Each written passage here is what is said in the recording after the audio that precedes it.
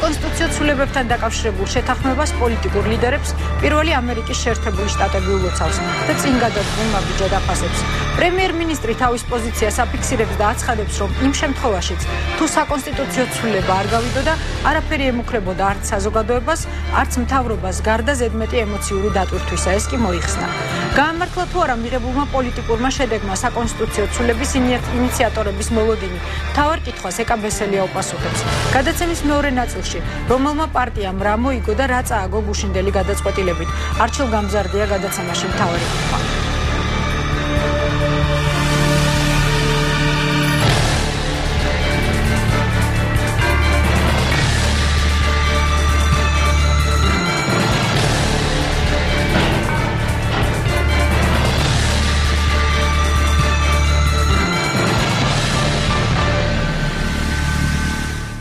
ეკა ბესელია უპასუხებს მთავარ კითხვას პირდაპირ ჩართვა ქუთაისიდან საღამოშტობისა ქალბატონო ეკა და დავიწყოთ სულ ახლახანს მიღებული კანონ პროექტით მეორე მოსმენით პარლამენტმა და 88 ხმით დაამტკიცა ცოტა ხნის წინ კანონის საერთო სასამართლოების შესახებ. უმცირესობამ უარი თქვა კენჭისყრაში მონაწილეობაზე და როგორც ვრცელდება ინფორმაცია, გარკვეული უთანხმოება იყო უმრავლესობის რიგებში. პირადად თქვენ ითხოვდით იმას, რომ ორი მუხლი ცალკე დამდგარ იყო კენჭისყრაზე. როგორ გადაწყდა ეს საკითხი საბოლოოდ, რა მუხლებზე იყო ლაპარაკი და როგორ გავიდა კანონ პროექტი?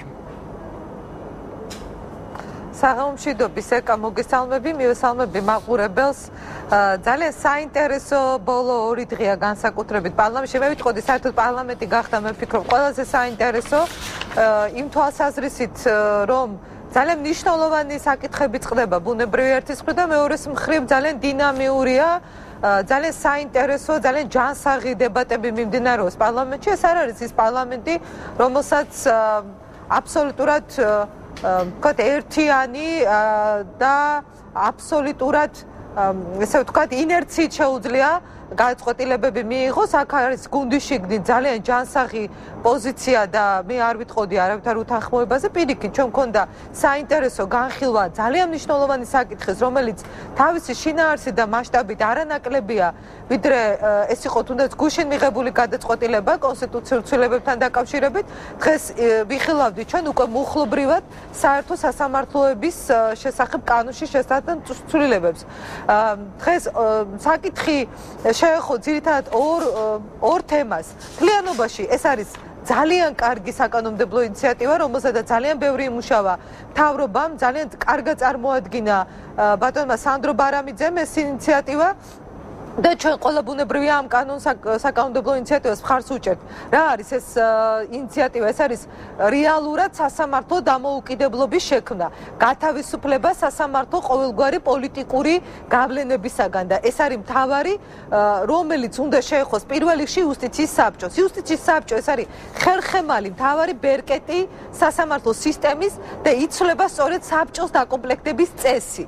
და დღეს, როდესაც მეორე მოსმენით უკვე მუხლობრივად იხილებოდა საკითხი, წარმოდგენილ კანონ პროექტში იყო ფორმულირება, რომ იუსტიციის საბჭოს მოქმედ, უпростоრად საბჭოს წევრებს ზედიზედ არ შეუძლიათ ორჯერ იყარონ კენჭი, ანუ ორჯერ გახდნენ საბჭოს წევრები.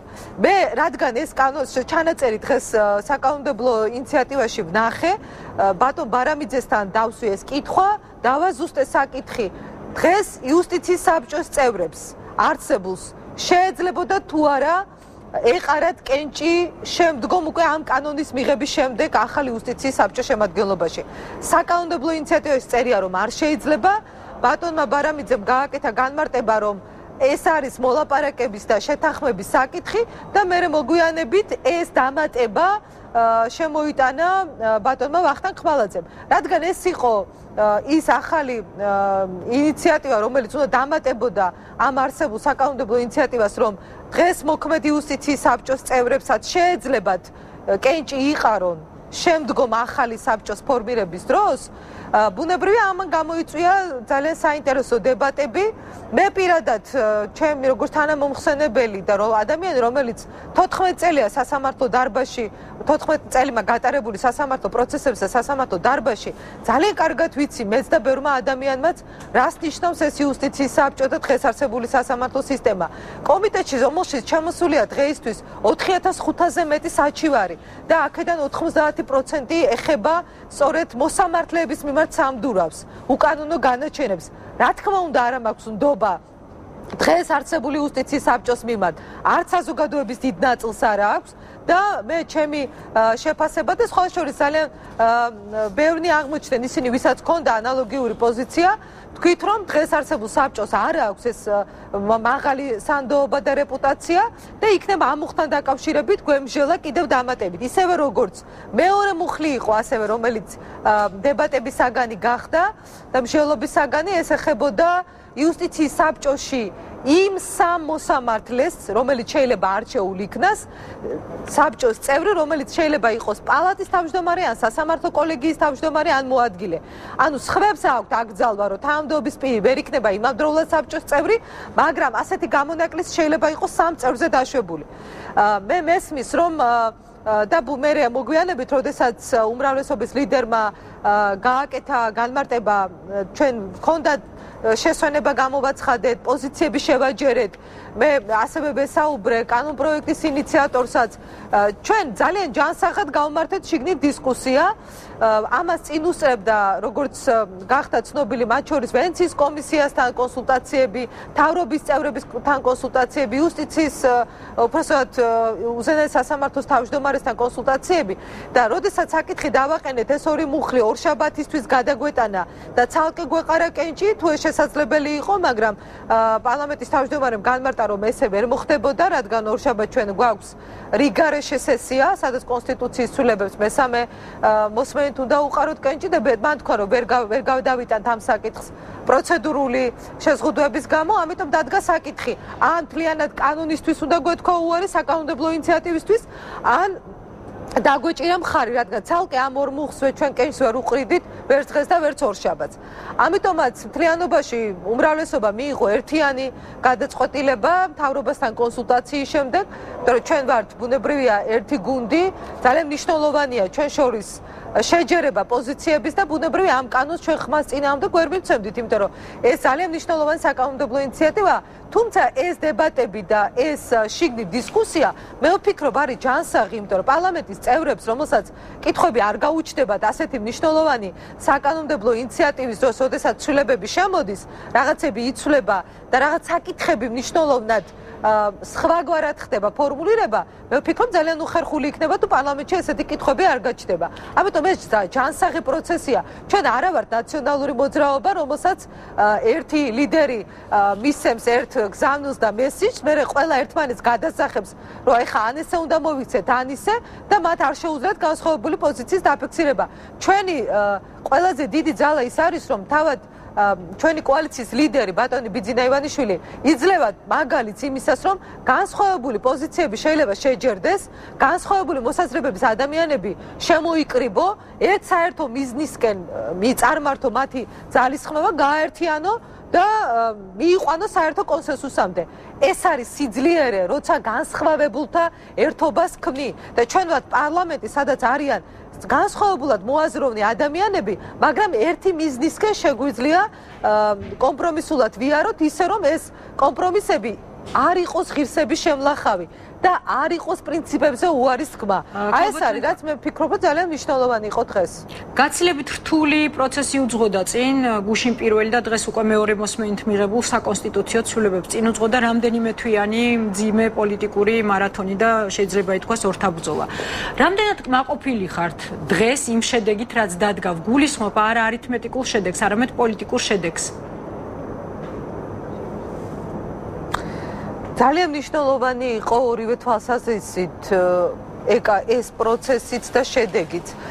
ჩვენ გუშინ გავხდით მოწმე კიდევ ერთხელ რომ ყველაფერი ის რაზეც სააკაშვილი და მისი გუნდი მოთქვამდა და გოდებდა რომ იყო წნეხი, ზეწოლა, დევნა და რომ ისინი განიცდიდნენ შეზღუდვებს და უსამართლო დამოკიდებულებას, ეს ყველაფერი იყო ტყუილი და სიცრუე, იმიტომ რომ გუშინ გამოჩნდა რომ მათ სრულიად თავისუფალ პირობებში შეუძლიათ გადაწყვეტილებები მიიღონ და მე ვფიქრობ, აი გუშინ მე შეგნებულად არ გამოვედი იმ განხილვის დროს და მქონდა შინაგანი პროტესტი და რატომ?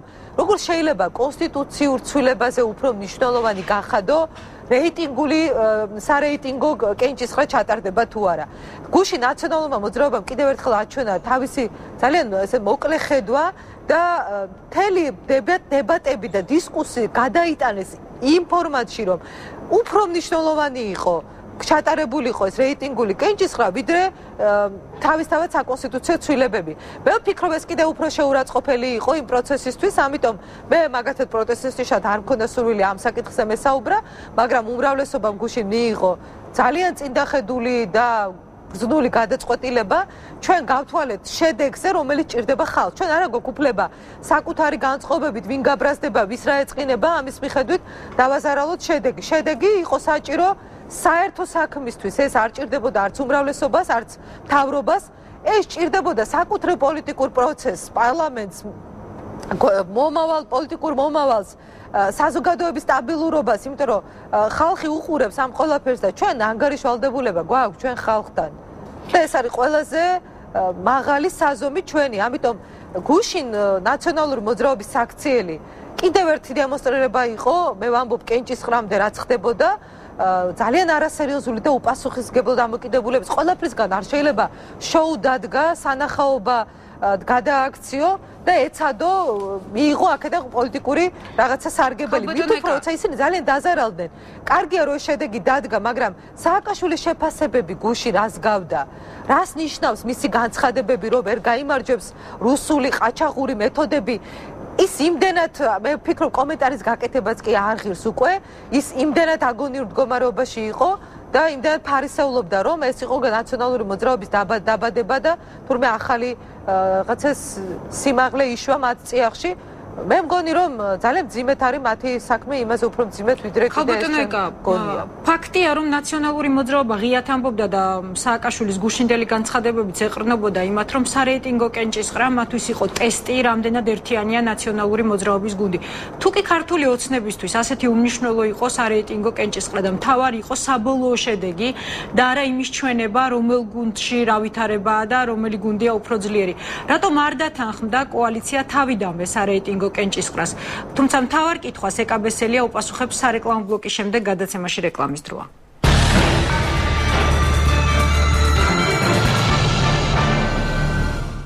ეკაბესელია პასუხობს ქუთაისიდან მთავარ კითხვას. ქალბატონო ეკა, გავიმეორებ შეკითხვას. ნაციონალური მოძრაობა ღიად აცხადებს, რომ სარეიტინგო კენჭისყრა ჭირდებოდათ იმისთვის, რომ დაემტკიცებინათ თქვენთვის და საზოგადოებისთვის, რომ მათი გუნდი არის ერთიანი. ამას ეყრდნობა მიხეილ სააკაშვილის განცხადებებით. თუ კი კოალიციისთვის მთავარი მიზანი იყო საბოლოო შედეგი, რატომ თავიდანვე არ დათანხმდით სარეიტინგო კენჭისყრას? მით უმეტეს თქვენც და თქვენი კოლეგებიც, თქვენი თანაგუნდელები აცხადებთ, რომ ეს არ იყო მნიშვნელოვანი. პირველ რიგში, როდესაც საუბარია, რომ მათ დემონსტრირება მოახდინეს ერთიანობის. ეს კი არ არის მთავარი.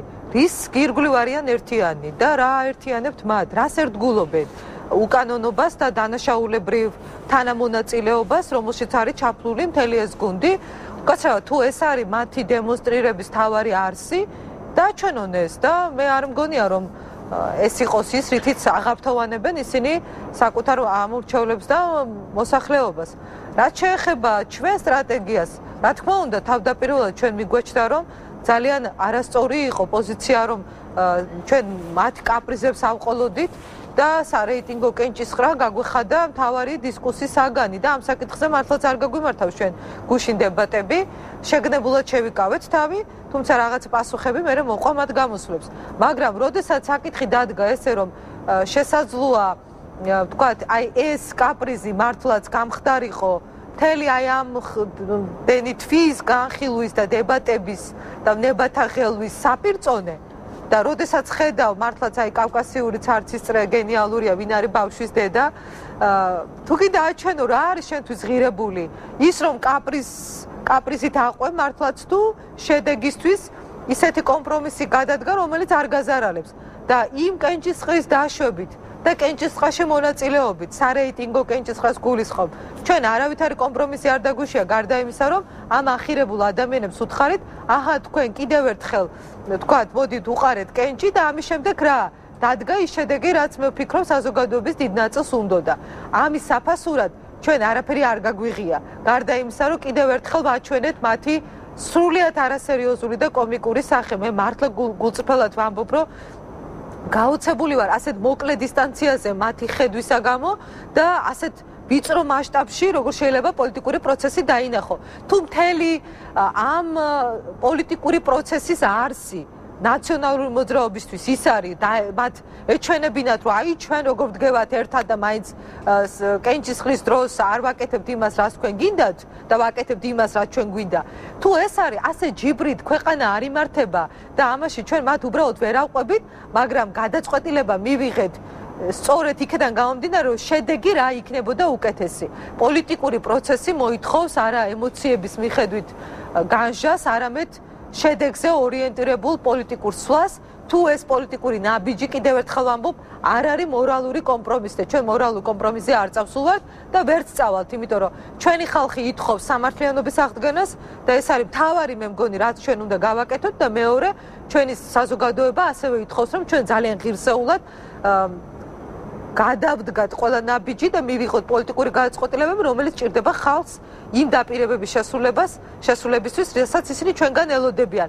მე მესმის, რომ რთულია ეს ყველაფერი განსაკუთრებით ოქტომბრამდე, მაგრამ სულ რაღაც რამდენიმე თვე დარჩა და მე ვფიქრობ, რომ ის პოლიტიკური ტემპერატურის აწევ-დაწევა, ეს რყევები, პარლამენტში ეს დებატები და ასე შემდეგ, ეს ყველაფერი სულ რაღაც რამდენიმე თვე გაგრძელდება, მაგრამ ოქტომბრის შემდეგ მე ვფიქრობ, რომ გაცილებით სხვა ეტაპი დადგება ქვეყანაში და შესაძლებელი გახდება უფრო მეტი სიმშვიდის პირობებში იცხოვრონ ადამიანებმა და მუდმივად პარლამენტი ამ მთავრობის გადაწყვეტილება არ იყოს ყოველდღიური, ვთქვათ, გარჩევის და დისკუსიის საგან. თუმცა ესეც საინტერესოა ალბათ, იმიტომ რომ წინა პარლამენტისგან განსხვავებით, აი ეს ახალი მოწვევის პარლამენტი გაცილებით დინამიური, ძალიან საინტერესოა თავისი განსხვავებულობითაც, თავისი შიდა პოლიტიკური პროცესებით, რომელსაც საბოლოოდ მე მივყავართ ძალიან კეთილგონივრულ და სასარგებლო გადაწყვეტილებამდე. აი ეს არის მე ვფიქრობ მნიშვნელოვანი. ბოლო დღეებამდე კოალიციის ლიდერები აცხადებდნენ, რომ პრინციპში მათ ჰქონდათ საჭირო ხმები საკონსტიტუციო ცვლილებებისთვის და არ საჭიროებდნენ ნაციონალური მოძრაობის მხრიდან დათმობას. სად წავიდა ეს ხმები სარეიტინგო კენჭისყრის დროს? ის ხმები საბოლოოდ აისახა საბოლოო შედეგში, იმიტომ რომ სარეიტინგო კენჭისყრა ეს არ იყო პრინციპული საკითხი შედეგისთვის, ეს იყო კიდევ ერთხელ ვამბობ პრინციპული და ახირებული ნაციონალური მოძრაობისთვის.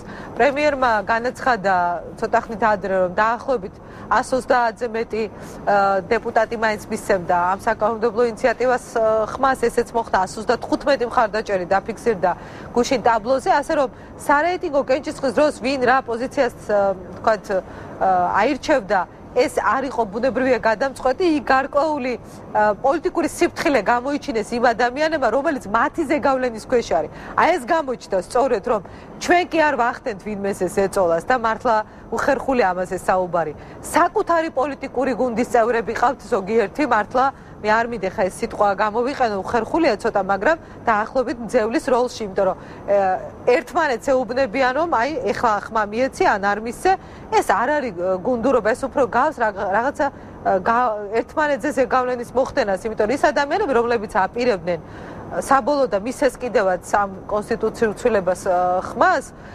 სარეიტინგო კენჭისყრის დროს რამდენიმე თავი შეიკავა, ზუსტად იმიტომ, რომ მათ საბოლოო შედეგში უნდათ აესახათ მათი პოზიცია. ასე რომ ჩვენ შედეგზე გვქონდა ეს გათვლილი და ბუნებრივია, როცა იცი რა გინდა და როგორ მიაღწევ ამ შედეგს, ალბათ ეს არის პოლიტიკური პროცესის მთავარი ფორმულა.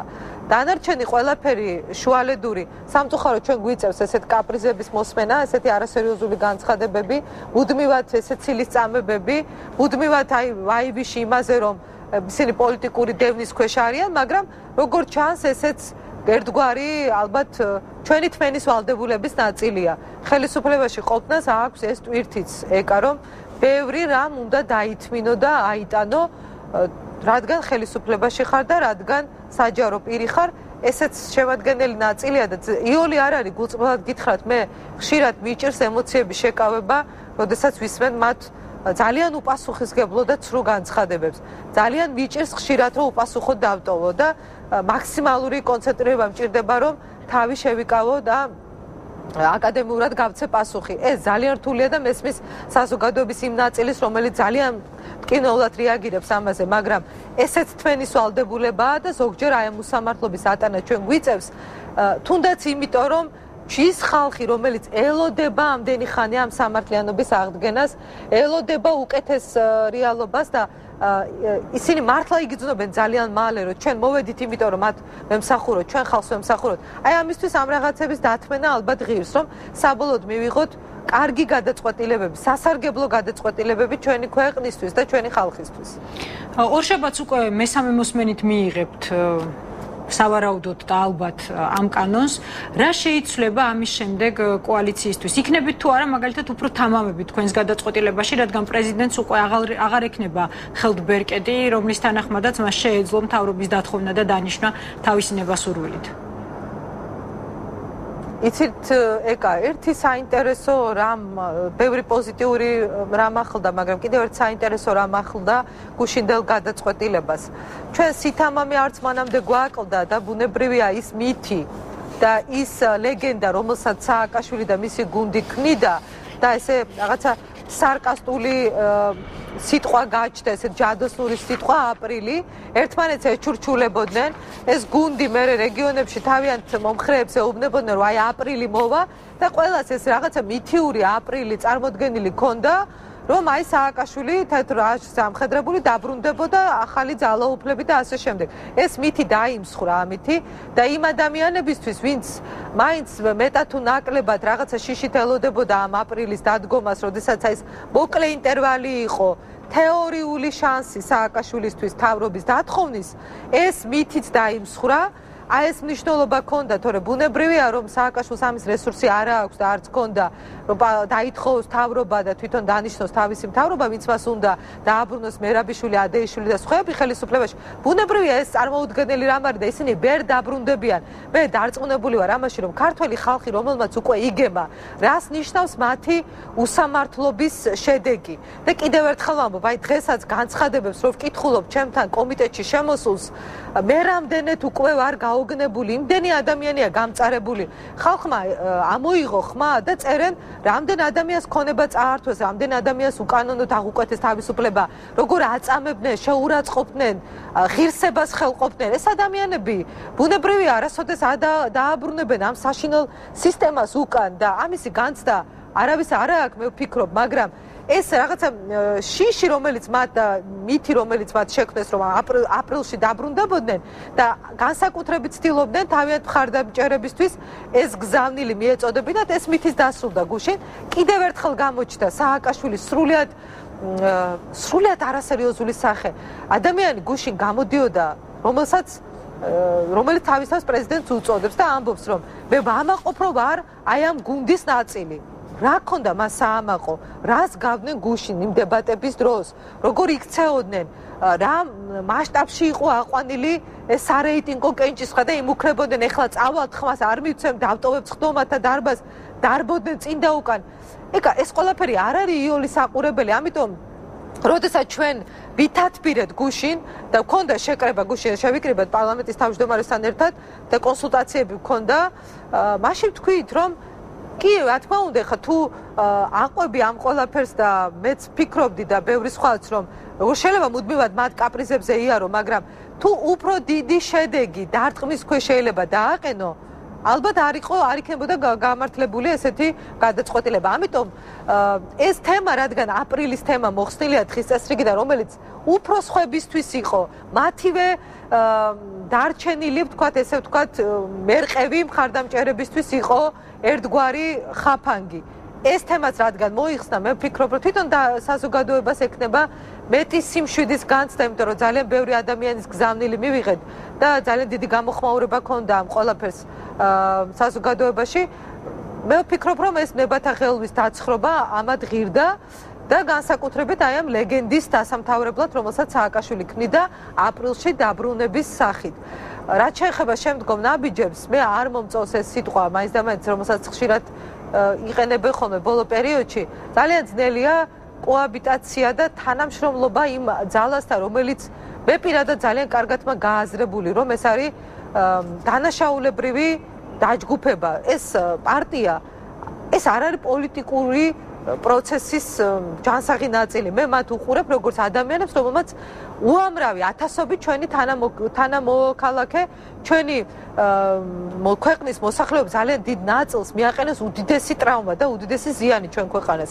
ამიტომ მე მიჭირს ამ განთავისუფლება, ამ განცდისგან და ვერც განთავისუფლებ, იმიტომ რომ რეალურად უყურებ ასე, მაგრამ პარლამენტის ფორმატში თქვენ ხედავთ, რომ ჩვენ მართლაც პროცედურულ დემოკრატიას ვამკვიდრებთ. არასოდეს არ ქონია ოპოზიციას ესეთი ხმა, არასოდეს არ ქონია ესეთი თანაბარი შესაძლებლობები და მაქსიმალურად ხელშეწყობა აქვთ მათ, რომ საპარლამენტო ცხოვრებაში მოიქცნენ ისე, როგორც ეკადრება პოლიტიკური ოპოზიციის ნაწილს. დაემსგავსონ მართლაც ოპოზიციას და არა ჩასაფრებულ ადამიანებს, რომლებიც მუდმივად იყენებენ ყველა შესაძლებლობას, მათ შორის ქვეყნის გარეთ, რომ რაც შეიძლება ნეგატიური ინფორმაციები მიიტან, რომელიც ქვეყანას აზარალებს სხვათა შორის. აი შეხვედრები, რომელიც ქონდა მათ შორის მე რამდენიმე დღის წინ ვესწრებოდი ევროპის საბჭოს საპარლამენტო ასამბლეის იურიდიული და ადამიანის უფლებების დაცვის კომიტეტს, რომლის წევრიც გახლავართ და აი ყველა ფორმატს იყენებენ საპარლამენტო უმცირესობის წარმომადგენლები, რომ ქვეყანას მიაყენონ ზიანი. ევროპის საბჭოში გაიხსენეთ სააკაშვილის გამოსვლა საპარლამენტო ასამბლეაზე. მას დაავიწყდა, რომ ის ქვეყანას წარმოადგენდა და პირდაპირ გადავიდა ლანძღვაგინებაზე. ჩვენ ამას ხომ არ გავაკეთებთ და მართლაც ხომ არ გადავაყოლებთ ქვეყანას მათ კაპრიზებს. ამიტომ ჩვენ რადგან ხალხმა გვანდო ქვეყნის ბედი მომავალი 4 წლის განმავლობაში, ამას უნდა გაუფრთხილდეთ, ბევრი რამ დავითმინოთ, ავიტანოთ, საკუთარი ემოციების ხარჯზე გავაკეთოთ ეს, მაგრამ მივიღოთ უნდა ბევრი სწორი გადაწყვეტილება, ჩვენ ძალიან ბევრი საკანონმდებლო ინიციატივა გველოდება წინ, ორშაბათს იქნება მესამე 20 კენჭისხრა, არ ველოდებით არანაირ სიურპრიზ, ბუნებრივია დასრულდება ეს რიგარე შესხდომაზე და ამის შემდეგ წინ გვაქვს ძალიან მნიშვნელოვანი ბევრი პროცესი, წინ გვაქვს შუალედური არჩევნები, საპრეზიდენტო არჩევნები და რაც თავარია, წინ გვაქვს ბევრი ისეთი კანონის მიღება, რომელიც ჩვენ ხალხს ჭირდება და მთავრობის მიერ იმ პროექტების განხორციელებაში ხელი შეწყობა ჩვენგან განსაკუთრებით დეპუტატებისგან, საკანონმდებლო ორგანოს წარმომადგენლებისგან, რომელსაც ხალხი ელოდება და ეს სიკეთე ძალიან მალე უნდა იგრძნოს ჩვენმა ხალხმა. ხალბატონიკა, წინ გაქვს სამართლიანობის აღდგენა. წინ გაქვთ პრეზიდენტის ანგარიშიც. ეს თემა მიბმული იყო სწორედ საკონსტიტუციო ცვლილებების თემასთან. როდის გამოვა პრეზიდენტი პარლამენტში, საზოგადოებას ძალიან აინტერესებს ახალი უმრავლესობისა და პრეზიდენტის დისკუსია. მით უმეტეს ეს უნდა იყოს მისი ბოლო ანგარიში საპრეზიდენტო ვადის მიწურულს. ის მართლაც ბოლო ანგარიშია და გულწრფელად გეტყვით, რომ ის იმდენად აღარ იყო უკვე პოლიტიკური პროცესის რაღაცა მთავარი საკითხი, რომ ამ საკითხზე დისკუსია და კონსულტაციები არ გაგვიმართავს და მთავარი თემა იყო საკონსტიტუციო ცვლილებები. ამაზე ალბათ მოგვიანებით ვიმჟელებთ, მაგრამ გულწრფელად გითხრათ, რომ სააკაშვილის ბოლო გამოსვლა პარლამენტში ამ როლში იმ პოლიტიკოსის, რომელიც უკვე წარსულში დარჩა, მე არ მგონია, რომ ძალიან საინტერესო იყოს ეს პოლიტიკური მოვლენის თვალსაზრისით, მაგრამ ეს კონსტიტუციის შემადგენელი ნაწილია, ჩვენ კონსტიტუციას პატივს ვცემთ. ჩვენ არ დავარღვევთ კონსტიტუციურ პროცედურებს, მაგრამ ბუნებრივია ეს თემა ვერ გახდება მთავარი პოლიტიკური შოუ, როგორც უნდა რომ სააკაშვილმა მოაწყოს. ეს იქნება ერთ-ერთი საკითხი, რომელიც კონსტიტუციით გათვალისწინებულია და ამას ჩვენ დაუბრუნდებით და ვიმშელებთ, როდის იქნება მიზანშეწონილი, ალბათ შემდეგი კვირის მთავარი მოვლენების დასრულების შემდეგ, ანუ როდესაც უკვე დასრულდება საკონსტიტუციო კენჭისხრა ორშაბათს რიგ შესაძლებლობაზე, მათ შორის საერთო სასამართლოების შესახებ კანონში ძალიან მნიშვნელოვანი საკანონმდებლო ინიციატივა და დაუბრუნდებით ამ საკითხს. გარწმუნებთ, რომ ამ საკითხზე იმიტომ არ ქონია აქამდე კონსულტაციები, რომ მართლა არ არის ეს მთავარი საკითხი.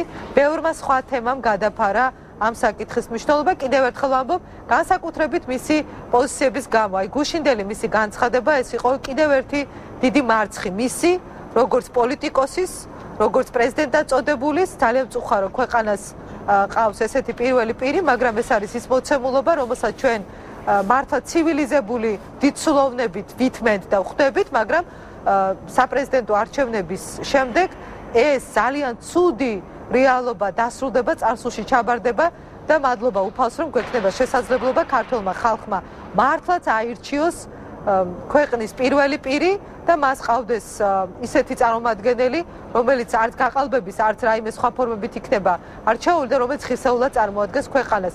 ძალიან საინტერესო იქნება თავისთავად ეს წელი და ოქტომბრის მოვლენები, ასე რომ მე ვფიქრობ, რომ პოლიტიკური პროცესი კიდევ უფრო ახალ ეტაპზე გადადის და ყველაფერი როგორც პრემიერმა თქვა, მე მინდა სწორედ ესე დავასრულო. ბატონმა ბიძინა ივანიშვილმა თქვა, რომ წელს რა თქმა უნდა რთული წელი იქნება, მაგრამ ყველა შემდგომი ეტაპი იქნება ბევრად უკეთესი. ჩვენ ყველაზე ცუდი დაგვჭა წარსულში. ძალიან დიდი მადლობა. ეხლა ყველაფერი რაც კეთდება, იქნება ყველაფერი უკეთესად. ძალიან დიდი მადლობა. ეკა ბესელია პასუხობდა მთავარ კითხვას ქუთაისიდან. რამდენიმე წუთში არჩილ გამზარდია იქნება ჩვენი სტუმარი.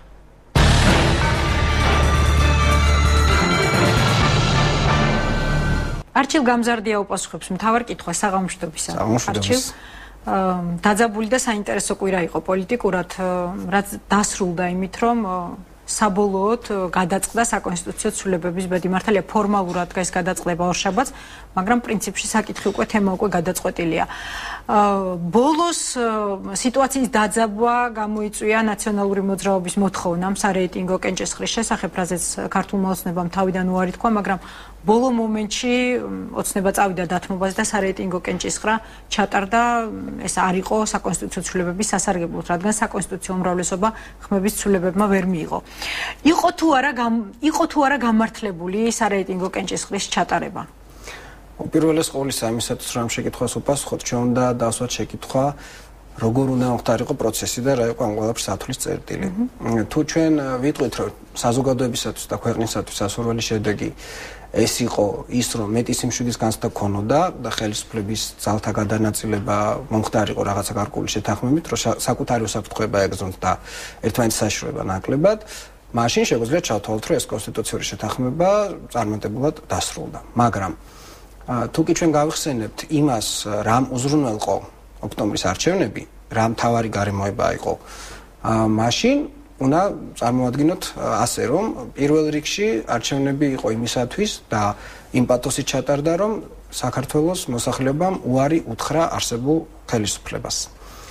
ეს იყო მთავარი გამსაზღვრელი. მეორე ფაქტორი, რომელიც შეიძლება შედარებით ნაკლები რანგით, მაგრამ მნიშვნელოვანი ფაქტორად მოიაზრებოდეს, ეს იყო ის, რომ ხმა მისცა ბიძინა ივანიშვილს. თუ ეს იქნება ჩვენი ამოსავალი წერტილი, მაშინ ჩვენ შეგვიძლია ვთქვათ, რომ არა ნაციონალურ მოძრაობას ამ კონსტიტუციური შეთანხმებით ჩაეშალა. ამიტომ ეს ის შედეგი არ არის, რომელიც საქართველოს მოსახლეობამ დააფიქსირა. თუ იმასაც ჩავთვლით, რომ უკვე გაჩნდა ტენდენციები იმისა, რომ ძალთა ბალანსში ყველაზე სუსტ მხარედ უკვე გამოიყურება ივანიშვილის ფიგურა და თავისი უკვე პოლიტიკური პარტია, უკვე უნდა ვიმსჯელოთ იმაზეც, რომ კოალიცია ალბათ ნელ-ნელა უნდა განვიხილოთ პოლიტიკური პარტიებით და არა კოალიციის სტატუსით. თუმცა ეს ჯერ ერთიანია. ხედავთ საბოლოო ჯამში. ამ პერსპექტივას ვხედავ და ეს ლოგიკურიც არის, იმიტომ რომ კოალიციის ერთიანობა იჭერდა საშიშროება ნაციონალური მოძრაობის მხრიდან. დღეს ეს საშიშროება შედარებით დამცხრალია, ამიტომ კოალიციის ერთიანობის საჭიროება აღარ არსებობს. ამიტომ სავარაუდოდ ეს უნდა დაიშალოს. ყოველ შემთხვევაში ლოგიკური იქნება და გონივრულიც იქნება, რომ კოალიცია დაიშალოს. ამიტომ ახლა ჩვენ უკვე უნდა ვიზრუნოთ იმაზე, თუ მასში შემოვალი პოლიტიკური პარტიები რა საზომში მდგომარეობენ და რა რეიტინგზე მუშაობენ. მაგრამ არჩილ ვიდრე მივალთ მაგ წერტილამდე, როდესაც შეიძლება მართლაც დაიწყოს თეორიულად ყოველ შემთხვევაში კოალიციის დაშლა. მანამდე ეს ალბათ მინიმუმ არ მოხდება საპრეზიდენტო არჩევნებამდე, ან ადგილობრივ არჩევნებამდე. ხომასია. საპრეზიდენტო არჩევნებამდე ნაკლებ სავარაუდოა ყოველ შემთხვევაში. სხვათა შორის არჩევნები როგორც კი დასრულდა, პრემიერი აკეთებდა განცხადებას, რომ კოალიცია უნდა დაშლილიყო. ოღონდ ნაციონალური მოძრაობის ფაქტორმა, დიახ, ოღონდ ნაციონალური მოძრაობის ფაქტორმა ის შეაკავა დაშლის პროცესი. ამიტომ ჩვენ ახლა კითხაობას ვერ დავიწყებთ, მაგრამ ყოველ შემთხვევაში ახლა არ არსებობს საზომი, იმიტომ რომ თუ კი ეს დაიშლება პოლიტიკურ პარტიებად, სავსებით შესაძლებელია საპრეზიდენტო კანდიდატი ეკუთვნოდეს უკვე რეიტინგ მომატებულ რომელიღაცა კონკრეტულ პარტიას და ასეთი პარტიები უკვე წამოიწივნენ პარლამენტში მათ შორის და არა ზოგადად კოალიციას. ამის შანსები ასევე დიდია. ანუ თქვენ გაქვთ ვარაუდი, უშვებთ იმას, რომ შესაძლებელია კოალიციის დაშლა მოხდეს საპრეზიდენტო არჩევნებამდე. შესაძლებელია ასეთი ვარაუდის დაშება და გეტყვით რატომ. უპირველეს ყოვლისა, კონსტიტუციური შეთანხმების თავარი წარმატებულობა რომელიღაცა ძალთა ბალანსისათვის, ეს იყო პირველ რიგში ნაციონალური მოძრაობისათვის. რა თვალსაზრისით? თქვენ არ ხართ ერთადერთი ექსპერტი, ვინც ასე ზომავს ამ სიტუაციას, თუმცა, რა თქმა უნდა, არის სხვანაირი მოსაზრებებიც. ცხადია, ყველა მოსაზრებას თავის ლეგალური საფუძველი გააჩნია. უპირველეს ყოვლისა უნდა ვთქვათ, რატომ ნაციონალურ მოძრაობა პრაქტიკულად უკვე აღარ განიხილებოდა როგორც პოლიტიკური პარტია, სუბიექტი, ეს განიხილებოდა რაღაცა ადამიანთა ჯგუფი, რომელიც საშიშროებას უქმნიდა ქვეყნის სახელმწიფოებრიობას, რომელიც საშიშროებას უქმნიდნენ ახალ ხელისუფლებას და ასე შემდეგ. ამიტომ მათ მიიღეს ყველაზე დიდი საჩუქარი, რაც შეძლებოდა მიეღოთ. ის დაგვირგვინდა როგორც პოლიტიკური მდგრადი პერსპექტივის მქონე სხვათა შორის პოლიტიკური სუბიექტი. მათ საკმაოდ გრძელვადი ამ პერსპექტივაზე გათვალეს. შესაძლებელია ახლოს თვეები არ იყოს ამის მაჩვენებელი, მაგრამ როგორც პოლიტიკური ძალა ის უკვე ხანძლივადი ამ პერსპექტივებზე იმუშავებს. თუმცა დიდი ბოდში ჩაგეკითხებით არჩილ უბრალოდ დაიმახსოვრეთ რა ადგილზეც შეჩერდით. თუ კი ამ კენჭისყრამ უпростоრად სარეიტინგო კენჭისყრამ და არასაბოლოომ წარმოაჩინა ნაციონალური მოძრაობა როგორც ჯერ კიდევ პერსპექტივის მქონე ძალა. მაშინ მეორე მხრივ, თუ კი ეს არის მართლაც რეალური პოლიტიკური პერსპექტივის მქონე ძალა, რატომ იყო მათთვის უფრო მნიშვნელოვანი დემონსტრირება საკუთარი ძალების, როგორც წესი თავის თავში დარწმუნებულებს ძალების დემონსტრირება ვიღაცისთვის, მესამე მხარისთვის არ ჭირდებათ ხოლმე. რატომ გახდა უფრო მნიშვნელოვანი სწორედ ძალების დემონსტრაცია და ამისთვის სარეიტინგო კენჭისყრის ჩატარება და არასაბოლოო შედეგი, რადგან ნაციონალურ მოძრაობაშიც არაერთია ისეთი ადამიანი, ვინც ჯერ კიდევ 2004 წელს ეწინააღმდეგებოდა იმ ნორმას, რომლის საწინააღმდეგოდაც ჩატარდა გუშინდელი კენჭისყრა. რეალურად ძლიერ ძალას რაში სჭირდებოდა ხელოვნურად ძალების დემონსტრირება? ჯერ ერთი ჩვენ რომ ყავდეს საკუთარ თავში თავდაჯერებული პარტიები და პოლიტიკური სუბიექტები, ეს პროცესი საერთოდ არ არსებობდა. ამიტომ ჩვენ არ გვაქვს საქმე არც ერთ მხარესთან, როგორც საკუთარ თავში დაჯერებულ მხარესთან. ამიტომ ნაციონალურ მოძრაობას ეს სარეიტინგო კენჭისყრა სჭირდებოდა როგორც გარკვეული რიტუალი, როდესაც სისუსტის წარმოჩენა უფრო მეტად იყო თუ სიძლიერის. სარეიტინგო კენჭისყრა ნაციონალური მოძრაობის. მათ სისუსტეს მეტად წარმოაჩენდა თუ სიძლიერის. ფსიქოლოგიური თვალსაზრისით ვამბობ და არა შედეგის. აი მე ასე ვიტყოდი, რომ ეს იყო რიტუალი, რომელმაც ის დაასახელა როგორც ოპოზიციური პოლიტიკური პარტია და მისცა მათ შანსები სამომავლო პერსპექტივებზე. აი ეს მოხდა სარეიტინგო კენჭისყრით. იმიტომ რომ ეს ყველაფერი გაცნობიერდა არა მხოლოდ შიდა აუდიტორიაზე, არამედ საგარეო აუდიტორიაზე. აი თუ დავუშვებთ იმას, რომ ახლა პრეზიდენტის შესაძლებლობა გადადგეს კიდეც, თუ დავუშვებთ ამას. მაგრამ მან განაცხადა ძალიან მკაფიოდ, რომ მას ვერ ჩამოაშორებენ პოლიტიკურ პროცესს, მას შემდეგაც, როდესაც არ იქნება პრეზიდენტი. არჩილ დიდი ბოდიში ეს ფრაზა მან მხოლოდ მოწინააღმდეგე გუნდის გასაგონად თქვა თუ თავის თანაგუნდელებსაც გულისხმობდა, როგორ ფიქრობთ? რადგან ბოლო დღეების მანძილზე ნაციონალური მოძრაობის წარმომადგენლების მხრიდან გაისმის ისეთი განცხადებები, რაც სხვა ეჭვებს აჩენს მათი და პრეზიდენტის დამოკიდებულების თვალსაზრისით. პრეზიდენტს ნაციონალური მოძრაობა უფრო სჭირდება, ვიდრე ნაციონალურ მოძრაობას პრეზიდენტი, მაგრამ იმის გამო, რომ პრეზიდენტი ცდილობს ახლა აჩვენოს თავისი აქტუალიზაცია, ამიტომ თუ ის გადადგება, მისი რეიტინგი საგარეო ასპარეზზე ძალიან მაღლა იწევს. ძალიან დავარქვათ, რომ მოიმატებს პოზიტიური მაჩვენებელი. შესაძლოა პოზიტიური მაჩვენებელმა მოიმატოს ჩვენთანაც. რატომ განაპირობებს ამას გადადგომა? რატომ არ უნდა მივიდეს ის, თუ კი ჩვენ დასავლურ სტანდარტებში ჩავსხედით, როგორც იქნა და საპარლამენტო არჩევნებით შევცვალეთ ხელისუფლება, რატომ არ უნდა მიუყვეთ ამ სტანდარტს ბოლომდე და რატომ არ უნდა დაასრულოს პრეზიდენტმა თავისი ვადა? მიუხედავად იმისა, რომ მასთან სხვადასხვაობა საკონსტიტუციო ჩანაწერზე ამასთან დაკავშირებით, მაგრამ არჩევნები დანიშნულია ოქტომბერში. მე არ ვამბობ, რომ უნდა გადადგეს. მე ვამბობ რომ თუ კი დაუშვებთ რომ ის გადაწყვეტს თუ კი გადაწყვეტს რატომ მოიმატებს მისი რეიტინგი ამის შედეგად ან ქვეყნის გარეთ და ან ქვეყნის შიგნით ეს ხომ ნიშნავს მით უმეტეს დასავლეთისთვის რომელსაც თავისი ძალიან კონკრეტული შეხედულებები გააჩნია იმას რომ მან პასუხისგებლობაზე ვადაზე ადრე თქვა უარი იგივე პრეტენზია მათ ჰქონდათ ბიძინა ივანიშვილთან როდესაც ის ამბობდა რომ გარკვეული ვადის შემდეგ აპირებს გადადგეს პრემიერ-მინისტრის პოსტიდან დასავლეთს მასთან ჰქონდა პრეტენზია რომ მის ამით ამბობს რომ პასუხისგებლობაზე იტყვის უარს რატომ მოიმატებს გადანაადრევად გადამდგარი პრეზიდენტ სააკაშვილის რეიტინგი თუ ის მოიცილებს პრეზიდენტის ტვირთს პრეზიდენტის პასუხისგებლობას ბევრად კომფორტულია ოპოზიციაში ყოფნა ხომ ასეა დიახ და თარაში ეცით საქმე ის მიყვება ლოგიკას აი მე არ ვუშლი ახალ ხელისუფლებას ახლა მას ერთადერთი მისი საჭიროება როგორც პრეზიდენტის იყო იმ შემთხვევაში თუ კი ის დაითხოვდა პარლამენტს ახლა ეს საშუალებაც ასე ადვილად აღარ გააჩნია ამიტომ ის მას შეუძლია გადადგას ესე ვთქვათ ბრჭყალებში დიადი ნაბიჯი როდესაც ის საერთოდ მისცემს სულ ასპარეს ახალ ხელისუფლებას და თუ კი ეს ამ ლოგიკაში ჩაჯდება და ის გადადგება, რა თქმა უნდა, მისი შანსები კიდევ უფრო მოიმატებს ერთი მხრივ. საკუთარ მოძრაობაში ის დასავლეთისთვის არის საქართველოს პრეზიდენტი და არა ვიღაცის ოპონენტი, ხომ? ის საქართველოს პრეზიდენტი იქნება პირი, რომელიც პოზიტიურ პროცესების ხელშემწყობად გამოვა და შესაძლო ექსცესებისაგან საკუთარ ამბიციებს გადადებს გვერდით. ამის მეტაფორა შეიძლება ასეც დავარქვათ, რომელიც დასავლეთში კარგად იყიდება. მაგრამ იქნებ მან თავის პოსტზე შეუწყოს ჯამთელ პოლიტიკურ პროცესს ხელი და ახლა მით უმეტეს რიტუალურია. ის არ დარჩეს ოპოზიციის პრეზიდენტად, არამედ რეალურად მოირგოს ქვეყნის პრეზიდენტის როლი, თუნდაც ბოლო ქვეყნის პრეზიდენტის როლი უკვე აღარ არსებობდა, ქვეყნის პრეზიდენტის როლი გამოიყენებოდა როგორც ბრიფინგების ჩამტარებელი პოლიტიკური პარტიის ლიდერის როლი, ამიტომ ეს როლი მას აღარ გააჩნია. ერთადერთი ბერკეტი ქონდა, ყველაზე მნიშვნელოვანი რისთვისაც ამ პოსტზე ყოფნა ღირდა და მით უმეტეს ამ ბერკეტსაც ის ასე ვთქვათ დაემშვიდობა. თანაც თუ კი ჩავთვლით კიდევ ორ საზომს თუ ჩავთვლით ერთის ტყუილს თუ კი პრეზიდენტი გადადგება ერთჩვენ ერთას დეტყვის რომ აი მე თქვენ გითმობთ გიშლიდით გონი კი ბატონო აი გადადგეთ და თუ ჩვენ ჩავთვლით რომ უახლოეს მომავალში შესაძლებელია კოალიცია დაიშალოს მით უმეტეს თუ შევავლეთ თვალს რომ რესპუბლიკური პარტიის რეიტინგი სავარაუდოდ მალე აიწევს იმიტომ რომ ლიდერის რეიტინგი ძალიან მაღალი მაჩვენებლით ადის და ჩქარი ტემპით მას ჩვენ ნახავთ რომ კოალიცია არა ერთი ძლიერი რაღაცა ძალით გამოვა არამედ გამოვა სხვადასხვა რამდენიმე პარტია და თითოეული პარტიის შანსი ბევრად გაიზრდება მაგრამ ისევ პასუხისგებლობებამდე მივდივართ კოალიციას აქვს ძალიან ბევრი დაპირება მიცემული ხალხისთვის და ეს დაპირება თანაბრად ნაწილდება შემავალ პოლიტიკურ პარტიებზე დაშლის შემთხვევაში ვიზია პასუხისგებლობა მხოლოდ პრემიერ-მინისტრზე და მთავრობაზე დიახ ზუსტად ამაზე შესაძლებელია გაგრძელდეს საზოგადოებასთან ურთიერთობა რომ რეალური ძალთა ბალანსი სხვა გაზზე გადავიდეს და პასუხისგებლობა აეკიდოს პრემიერს ეს ზუსტად იმისთვის შესაძლებელია გაკეთდეს რომ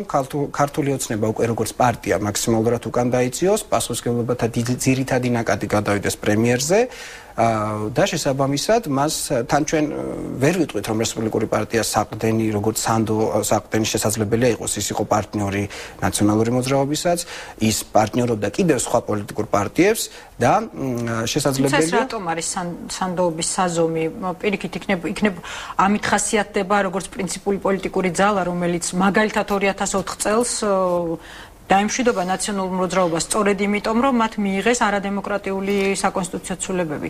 რატომ ახასიათებს ეს მას როგორც არასანდო პარტნიორს, არამედ პირიქით როგორც პრინციპულ პოლიტიკურ ძალას? უპირველეს ყოვლისა ჩვენ შესაძლოა ეს გავიაზროთ როგორც შემდეგი შესაძლებლობა. პირველ რიგში ნაციონალური მოძრაობაში ყოფნა მაშინ ბევრად უკვე ვარდებოდა პრესტიჟულობის კონტექსტიდან და ძალაუფლების გამტკიცების საშუალება არც ერთ სხვა პარტიას არ ჰქონდა.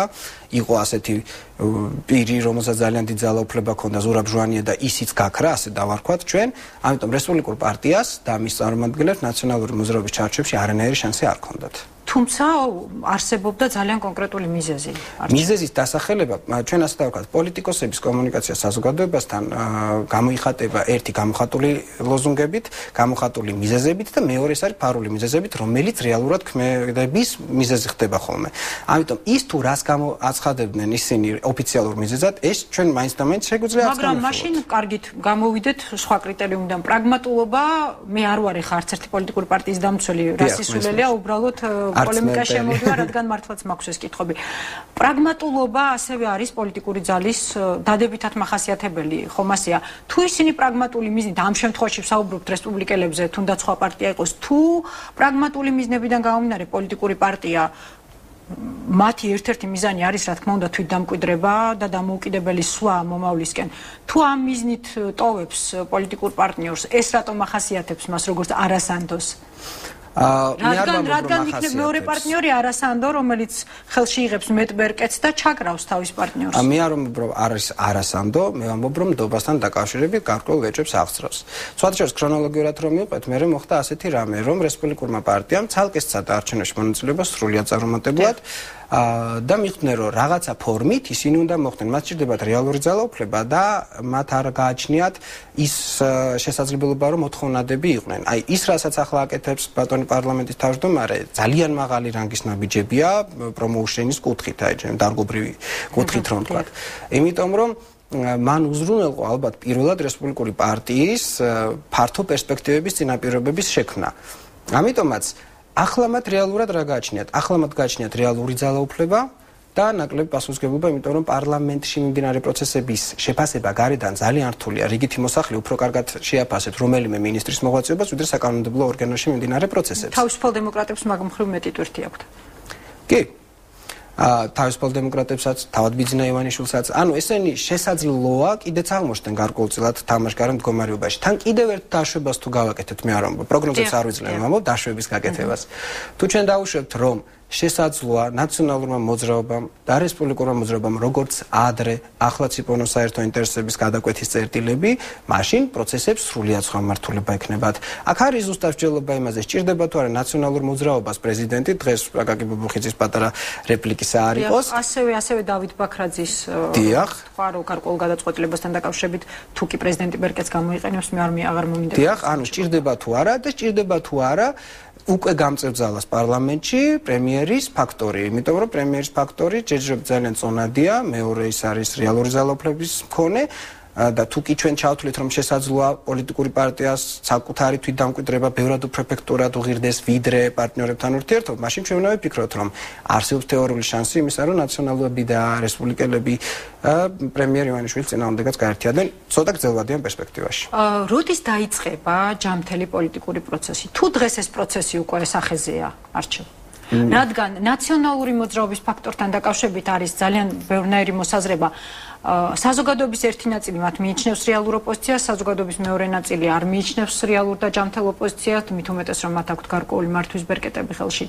დღეს გვაქვს სახეზე ჯამთელი პოლიტიკური პროცესი, თუ უნდა ველოდოთ ამას? ერთი მხრივ გაგცეთ ცოტა ფილოსოფიურ პასუხს, ჯამთელ პოლიტიკურ პროცესს ალბათ უნდა ველოდოთ იმის შემდეგ, რაც ახალი თაობა წამოვა და დაიმკვიდრებს იმათ ადგილს, ვინც ბევრად გაწვდა ჩვენს საზოგადოებაში, გულისხმობ არსებულ პოლიტიკოსებს. რაც შეეხება არსებული პოლიტიკოსების შესაძლებლობებს, ჩვენ შეგვიძლია ვთქვათ, რომ საუკეთესო შემთხვევაში შესაძლოა მათგან მოყენებული ზიანი თითოეული ჩვენგანისა და ქვეყნის მიმართ გახდეს უფრო სუსტი. ანუ მე არ განვიხილავ ამ ძალებს პირადად, როგორც ამ ქვეყნის მოქალაქე, როგორც პოზიტიურ ძალებს, რომლებსაც შეუძლიათ ძირითად შემთხვევაში ყველას რა თქმა უნდა არ გულისხმობ, ძირითად შემთხვევაში რომლებსაც შეუძლიათ საქართველოს ინტერესები, სახელმწიფოს ინტერესები და ერის ინტერესები დაიცვან, იმიტომ რომ ეს ხალხი ძალიან დიდი ხანია არსებობს პოლიტიკაში, მათ შორის მათ ძალიან ხშირად ჰქონდათ უკვე ძალაუფლება და ეს ყველაფერი სრულიად სხვანაირად გამოიყენეს. ამიტომ ჩვენ შეიძლება ვიფიქროთ მხოლოდ იმაზე, რომ რამ შეიძლება ხელი შეუწყოს იმას, რომ იგივე პოლიტიკოსების ძალაუფლების პირობებში ჩვენ მათგან ნაკლები ზიანი მოგვადგეს. ამიტომ ჯამთელ პოლიტიკურ პროცესებს ჯერჯერობით არ უნდა ველოდოთ, სამწუხაროა, მაგრამ ეს ფაქტია.